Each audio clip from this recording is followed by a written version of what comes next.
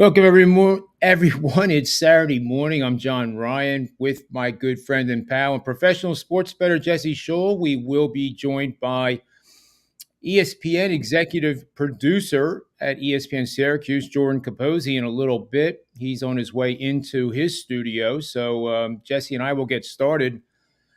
And Jesse, I'm afraid if I go over this playoff schedule here with the notes that I have, it's going to be like the whole show. But right now, we know of 6 teams that are in the playoffs in the NFC. That would be the Eagles, 49ers, Vikings, Bucks, Cowboys, and Giants.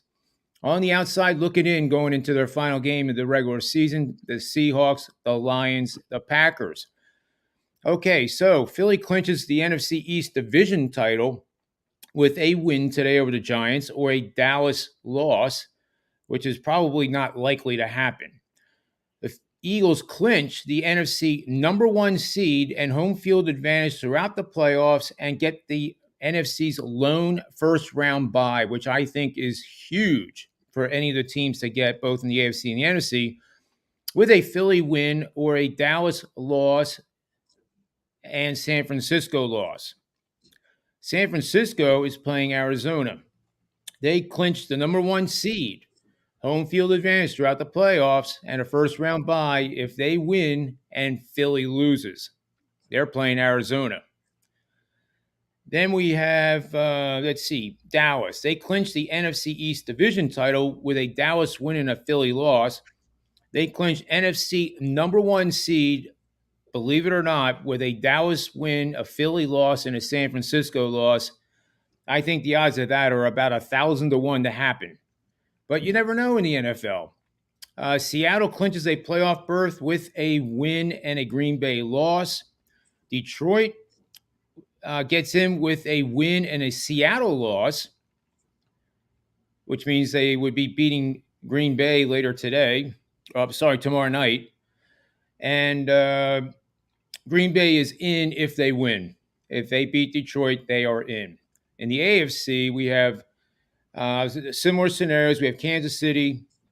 They get home field advantage through the AFC playoffs with a win or a Buffalo loss.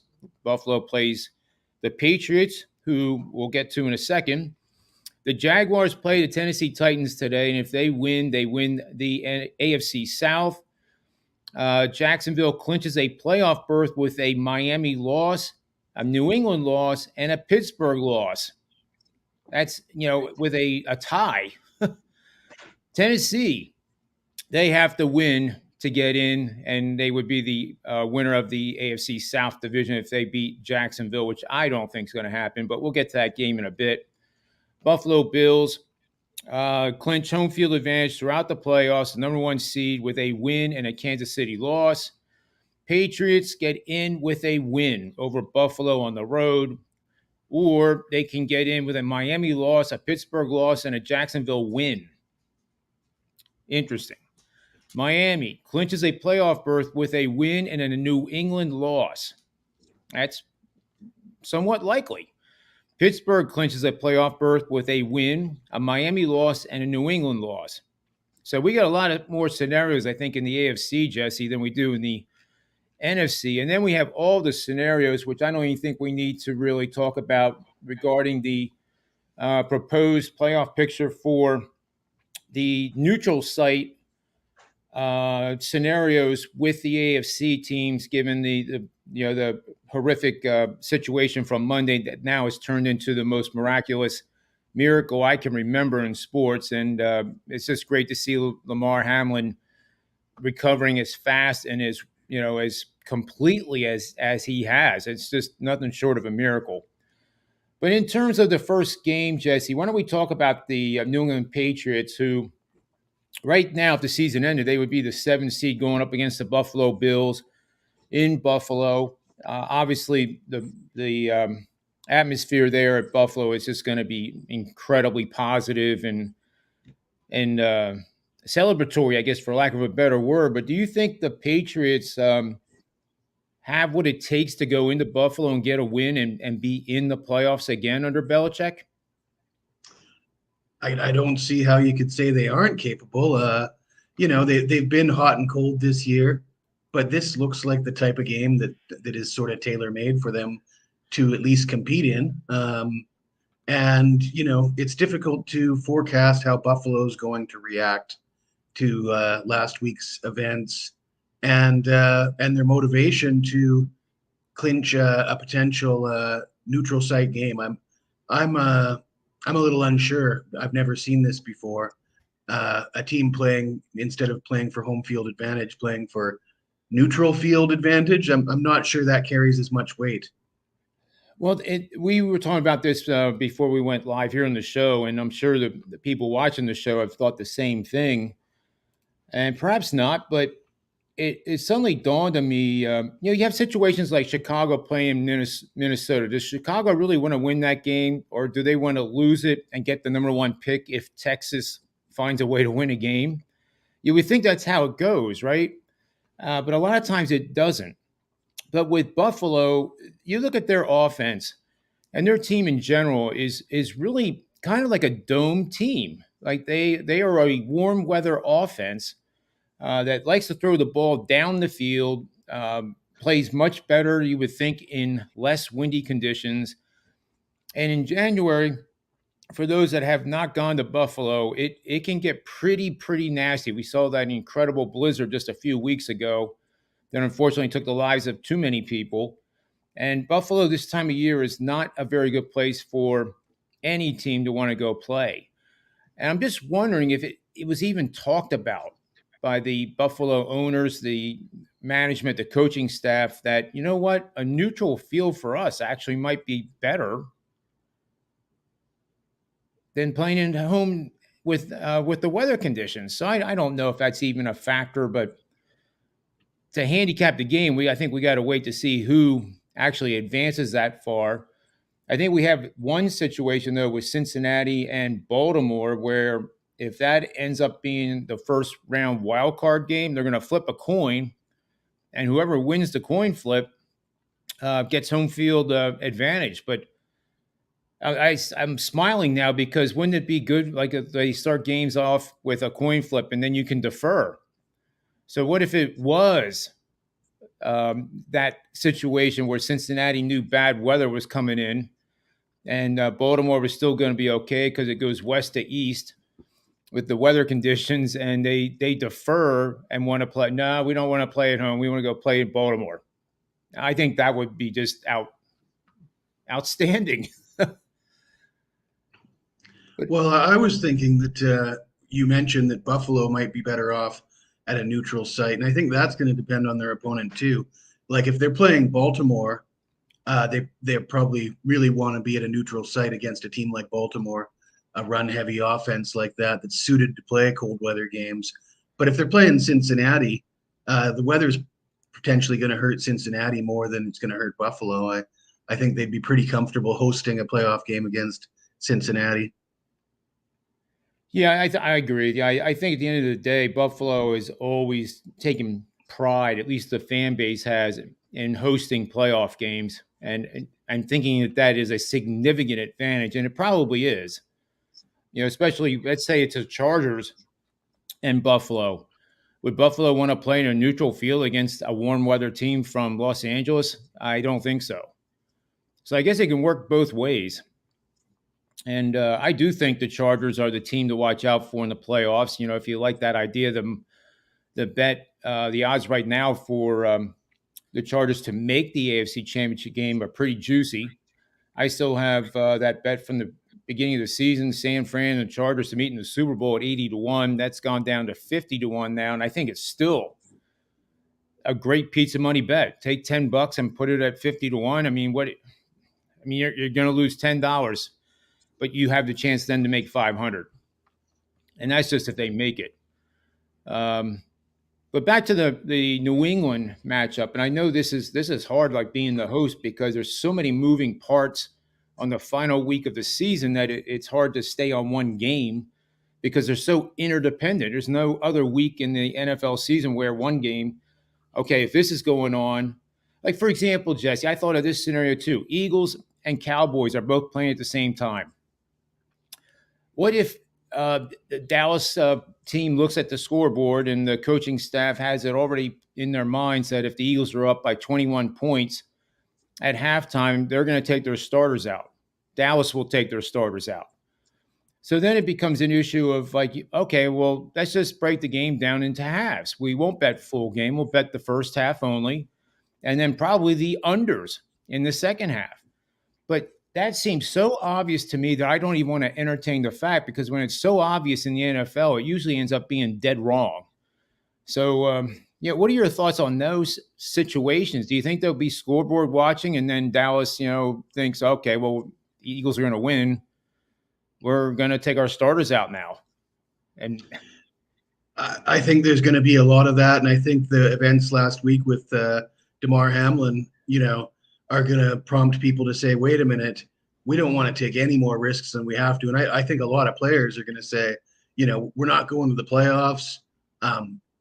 If you're a running back and you're not going to the playoffs and you're looking to get a good contract next year, do you want to carry the ball 25 times on the last Sunday of the season? I know I wouldn't. Like Cleveland and Pittsburgh, does Nick Chubb want to carry that ball 25, 30 times and blow out a knee in this Sunday's game? I'd certainly hope not. I agree. There is one situation, though, that I think does make sense, and we'll jump to that game, which is tonight. Jacksonville hosting Titans. Christian Kirk, the wide receiver for Jacksonville, has some incentives that I think are in the neighborhood of like 500,000 to 750,000 bonus. If he catches the ball 2 more times and gains, I think it's close to 100 yards. It's between 90 and 100, and he gets another incentive. Now, not in a million years would I ever say that a coaching staff is going to go into their war room and game plan for a player to get his incentive. That's nonsense. Doug Peterson's a player's coach, though, isn't he? Oh, he is. He is. And don't forget, he was the 2017 coach that season that the Eagles won the Super Bowl. So I do think Jacksonville is definitely on the right path here. Trevor Lawrence is arguably the best quarterback in the AFC the last month. I'll get more on that in a second. But with Christian Kirk, the bets that I do like is his over receptions, which is 4.5 minus 130 at most places. I would even go, 5.5 receptions at plus money, plus 100 or more.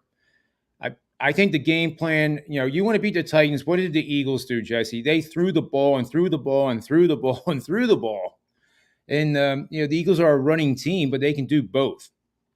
Jacksonville, with Trevor Lawrence, he's posted 4 games now this season, 80% completions in each one of them. It's only been done 2 other Tennessee, times. right? What's that? One of them was against Tennessee, I believe. I mean, they really passed the ball on Tennessee in the first meeting. Yep. And there's only 2 other players that have ever done that.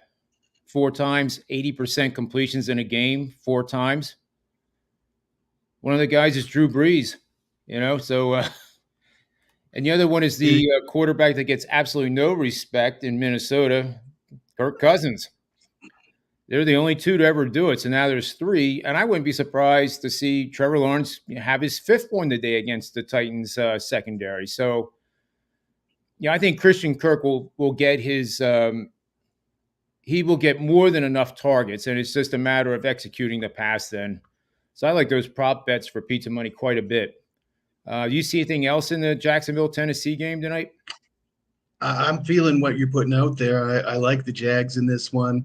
One of the things I'm concerned about is Derrick Henry. I mean, at his age, with all the mileage on that guy, I think he's coming off 3 straight 100-plus rushing yard performances, but they've been getting shellacked in all those games. So he's getting his carries, he's getting his yards. It's not helping them win games. What are they going to do? Are they going to continue feeding him the ball, more wear and tear on that body? And this looks like a spot where, all that wear and tear is going to come back to haunt you. And that might be today. So I would be wary of backing Derrick Henry today. I think he's due for a bit of a letdown here in Jacksonville. I think it keeps me from being really bullish on Jacksonville is the line is 6.5. And I would have thought by now it would have gone to 7.5, but yeah, I don't see how in the world you, with all the injuries that Tennessee has suffered and what you just mentioned about Derrick Henry, I don't see how you can back Tennessee here. If you like Tennessee, I guess my suggestion would be don't bet the game pre-flop. Wait to see if Jacksonville gets out to a 7-0 lead and then get some really juicy numbers. And that would have probably more of a chance of covering than just taking 6.5 now. Yeah, it's one of those that seems too obvious, I guess. In the Buffalo Patriots game, Jesse, I have one angle here, and this is for regular season and playoff games. So we're talking about the month of January only, and you bet on road underdogs in games played in those months. And simply said, our road team is coming off a win over a divisional foe, which the Patriots are. Straight up record 14-16. That's only 47%, but if you played the money line, it comes out to a pretty juicy 33% ROI. 22-6, 79% against the spread. That is what gets my attention with the Patriots. 12-18 over under, which means the under has won 18 times of the last 30 games in this situation for 60%. That too makes sense to me, that these two teams would play a very defensive oriented game with a lot of punts, played between the 20-yard lines, so to speak. But I just have a feeling here, and this is 28 years of intuition. This is where the numbers usually tell me what to bet on, not the team. But my intuition tells me that the Patriots just might pull this off. I'm thinking, is there a chance that the Bills could be scoreboard watching and another team's up 21-0 at the half, and they say, screw this, we're not going to go to war against a New England team desperate to make the playoffs when we got nothing to gain from this game anymore? I agree 100%, and that would feed right into the play. The correct bet would be to take the Patriots, even if they don't cover. If they end up losing, they end up losing. But can you imagine if that would happen, if Kansas City was out to a 28-3 lead and Buffalo took the starters out? That would be well, that gives Kansas City. Well, Kansas City's playing today, so we'll know that result. And if that game's going to be the game that affects it, you could potentially be exactly right watching that game and bet it, bet tomorrow's game at halftime in anticipation for the Bills to be less motivated. But one thing I was going to mention is my buddy Sean Higgs does look ahead lines every Sunday at halftime of the Sunday night football game. And he isolates all the lines that are currently available, because all these books have look ahead lines ready for next week on the Sunday after. They put them out on Sunday afternoon, halfway through the afternoon games. And the difference in the lines you get from that time to the Monday, the day after, is incredible. And this week more than any other week, as we do our calculations for which teams need to win and which teams are playing meaningless games, some of those lines have moved 7-8 points. And fortunately for me, I'm on the right side of that line movement in 3 games. However, I might have some angry clients when they buy my packages and see that they got to lay 7 more points than I'm laying. But that's my job. That's, you can't expect me not to take advantage of a situation like that. That's what you're paying me to do. If you don't like it, subscribe monthly and you get the notifications as soon as I place those bets, and you get the same lines. That's the way I have to explain it. I mean, I don't like it any more than anybody else does. I don't want my customers to have to lay 7 more points, but the early bird gets the worm is what they say, right? No doubt. Now, would you, with that saying, my Circa strategy, where the Circa puts out bets for every single game, all 17 weeks. We get to the week 12 and beyond, and sometimes these lines have moved, like you said, 7, 8, 9, 10, as many as 12 points. What's your threshold? 5.5 points or 5 points? What's that? You have a threshold. If it moves more than 5 points, you bet the other way. Is that right? Well, 6.5. 6.5 points. Yep. Okay. And then that would if my models agree with or disagree with the line movement, it becomes a contrarian bet and it's supportive of what the models are saying. But since you already have 7 points in your hand, would you ever consider buying it back? Absolutely. As a recreational bettor, but as a professional handicapper, it's difficult to recommend that to. There's too much room for error, right? Right. So I wouldn't try to sell that to my clients. I don't think. But in my own personal betting strategy, I'm constantly trying to middle games. I think going for middles is always good value. Yeah, especially with the totals. The NBA totals, are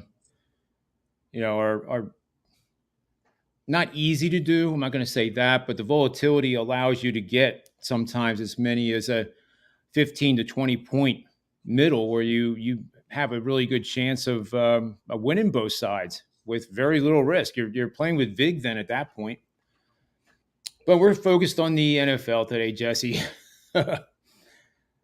Let's see. I'm looking at the other games here. Browns Steelers. This line blows my mind. Uh, Browns with nothing to play for, on the road, Pittsburgh, everything to play for, and it's only 2.5 point favorite with the Steelers. Do you agree with me that line is kind of funny and that it just scares me to take the Steelers? Well, you've got the Mike Tomlin streak on the line. Yeah. The Steelers playing well, Kenny Pickett playing well. You've got the Damar Hamlin situation, and everybody anywhere near the NFL is tuned into that story. So that's affected all of us. And if I'm Nick Chubb, like I said earlier, if I'm Nick Chubb, I don't want to go out there and run the ball more than 4 or 5 times. I really don't. I these running backs only have a limited shelf life, and every 20 carry plus game they play is comes straight off their career. That you get a set amount of carries throughout your career. Most running backs only last 4 or 5 years. Chubb's already had 4 or 5 good years. He might have 2 or 3 more. You imagine if they go out there and beat Pittsburgh, but Chubb tears his ACL and misses half of next season. Is that worth it? I certainly No, don't think so. it's not. And that, And I mean, it's not worth it to risk that, whether that happens or not, by putting him out there, having him carry the ball 20 times. You're putting him at risk for that, and I think that would be irresponsible for the organization, for the coaching staff. And I mean, I really think that Cleveland should come into this game with a conservative approach, give the young guys a chance to play vanilla schemes, maybe see what the second and third string quarterbacks can do. Give Deshaun Watson some chances to do some creative things, see what he can do. But if they go in there prepared for a war against a Pittsburgh team, I think that's a terrible place to be for a team with nothing to gain. I agree. And they're not playing in front of the home folks either. I think the under is where I'm going to lean here and kind of lead people in that direction. I think the under makes sense. But this system here, teams that in the second half of the season with a win percentage between 45 and 55%, that are revenging an earlier season loss of the same season of 28 or more points, which Pittsburgh got killed by Cleveland in that last game or the first game of the year. That under has gone 45 and 16. That's 73%, Jesse, to the under over the last 10 seasons without one single losing season among those 10. So if there was ever one that you were going to write down, folks that are listening, and track it for next year, this one has really proven the test of time. This is the first time it's come up this season, so it's very rare, but it's 16 and 8 for 67% over the last 5 seasons. So 24 picks. It's like it usually comes up about 3, 4, 5 times a year. And when you have something like this that is this reliable and it has really withstood the evolution of the game, then I think you have something pretty good here that Not guaranteed to make you money next season, but it certainly has a damn good chance of doing that. Now let's see what else. What other game here? Let's go in this direction. Um, let's talk about the Eagles hosting the Giants. And when I was on the ESPN show Syracuse yesterday at 1:30, we talked about this.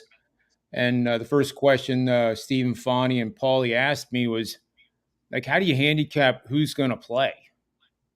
Like with the Giants, for example, they would be out of their minds to play Saquon Barkley or any of their starters.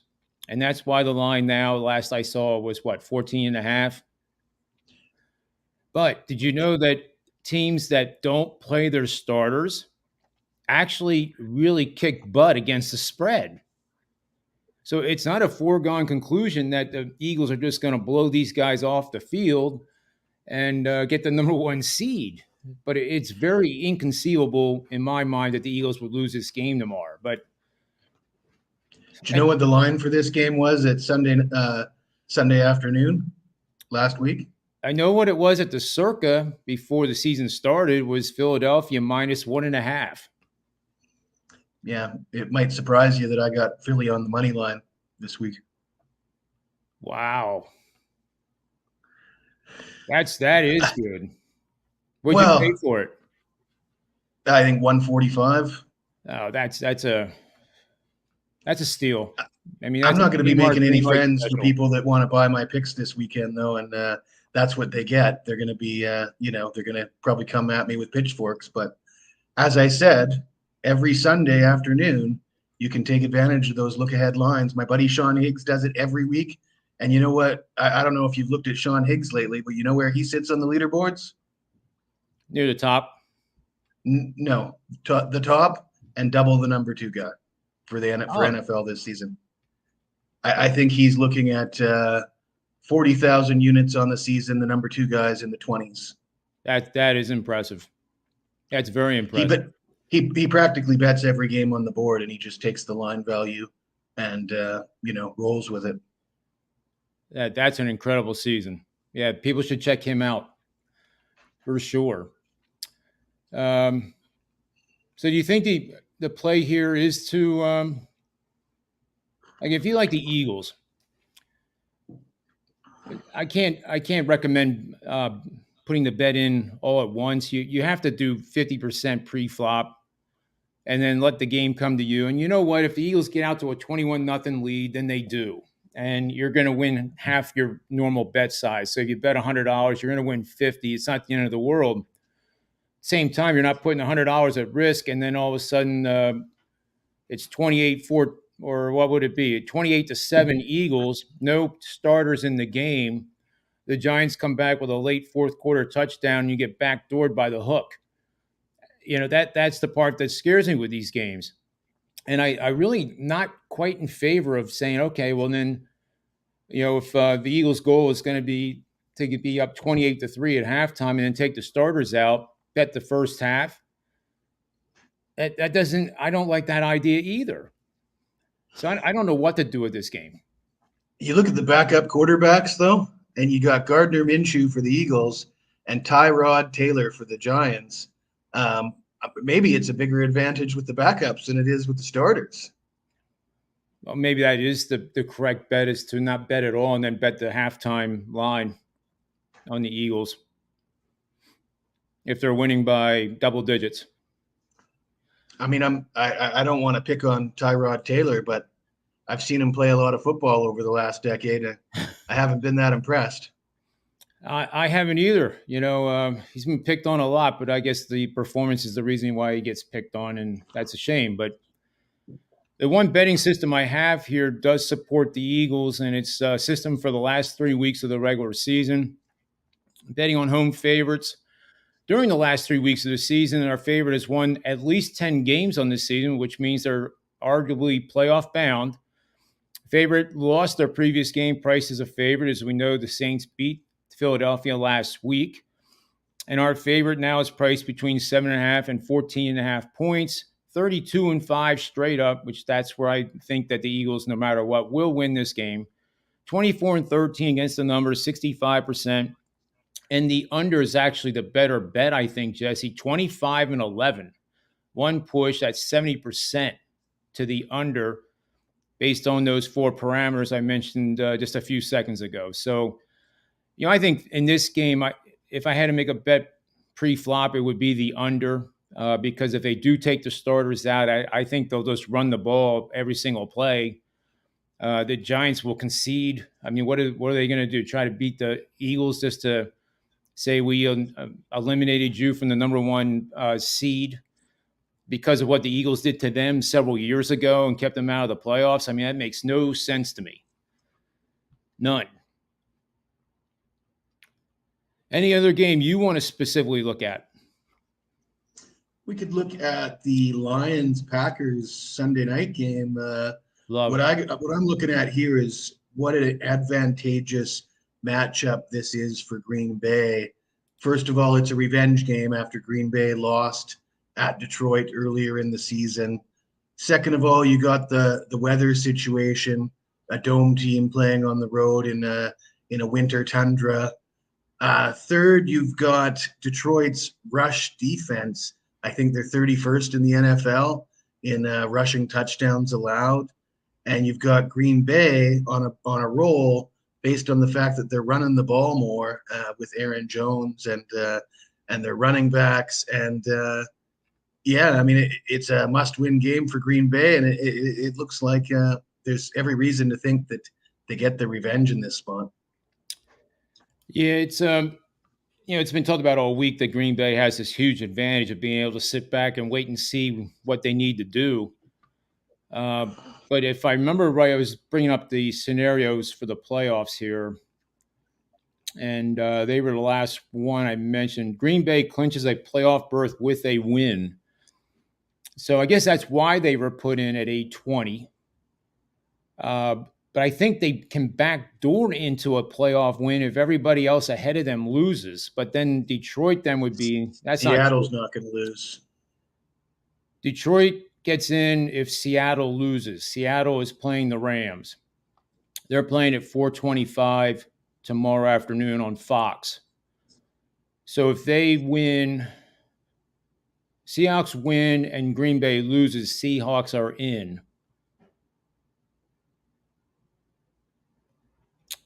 Right. So no matter, it's really not that much of an advantage because Green Bay has to win to get in. They can't back their way in with a loss. In fact, I don't think any of them can. They all have to win to have any hope of getting in. And Green Bay is the only one that can get in with a win. And how many spots are up for grabs between those teams? Can two of them get in, or can only one of them get in? I think it's only one because you have here. What do I have here? We have the Eagles, San Fran. The Giants are in at the 6. Dallas is in at the 5. Tampa Bay is in the 4. So as it sits right now, the Eagles would have the first round bye. Dallas would play Tampa Bay. Can you imagine that game if Dallas would lose that and have a first round loss again to an old man, 35 years old? Very well happen. And it's at Tampa Bay. I mean, New York Giants at Minnesota, road upset there maybe, and then Seattle would play the 49ers. That would be the lineup right now. So I guess what needs to be determined is the Eagles actually would be going to Tampa Bay if they don't win and Dallas wins. If Dallas loses, nothing happens. The Giants. There must be two spots though, because both Seattle and Green Bay are in win you're in situations. So there's the two spots right there, right? Well, there's only one spot left, I think, Jesse, because the Giants are in at the 6. Dallas is in. Those two situations cannot concurrently be accurate if there's only one spot, because Seattle win and you're in. If that's true. No. Seattle needs Green Bay to lose. They need Green Bay to lose, so they need to win and they need to help. Right, and Detroit. Let me Means scroll lots down of here help. again. My notes here. Detroit clinches a playoff berth with a win over Green Bay and a Seattle loss to the Rams. Green Bay is in with a win, period. Obviously out if they lose. Seattle is in with a win and a Green Bay loss. So yeah, that is, you're right. That's telling me that Detroit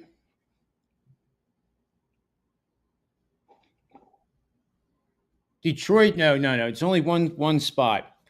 So here it is. Seattle, and the people listening are probably saying, "Boy, we already knew this." But Seattle is Seattle eliminates Detroit with a win.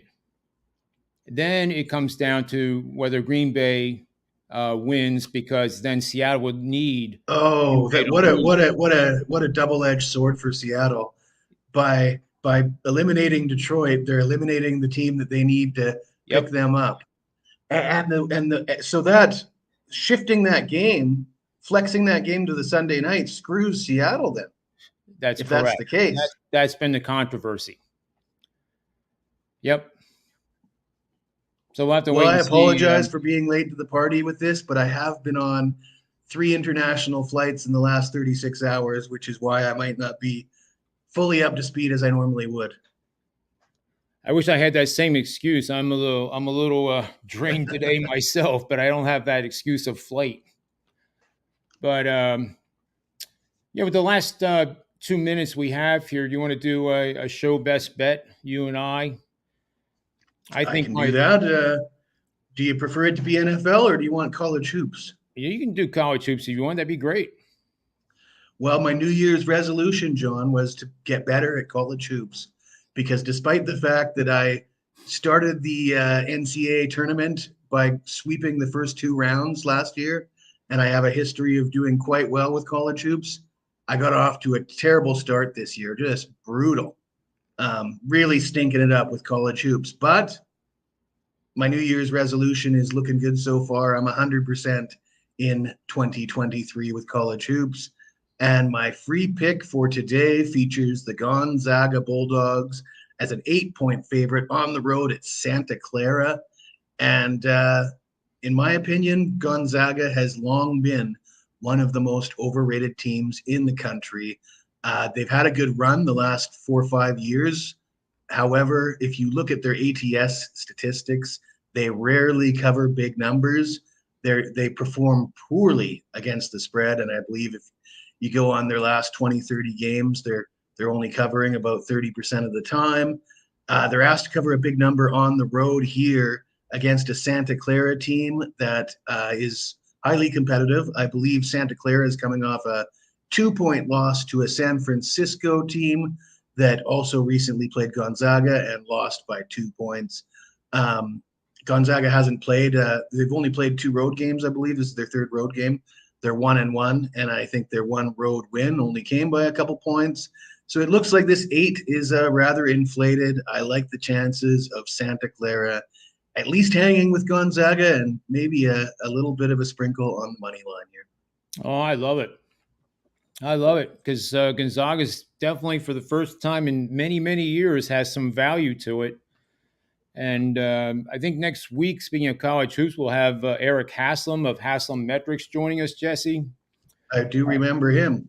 Yep. And he definitely knows what he's talking about. I think he's one of the best on the planet, especially with the analytics that he has on HaslemMetrics.com. And by the way, folks, it's free to use his analytics. It's really an incredible site with a wealth, just a universe of analytical data that you can use for your own handicapping needs. So I would highly recommend going over there and taking advantage of that.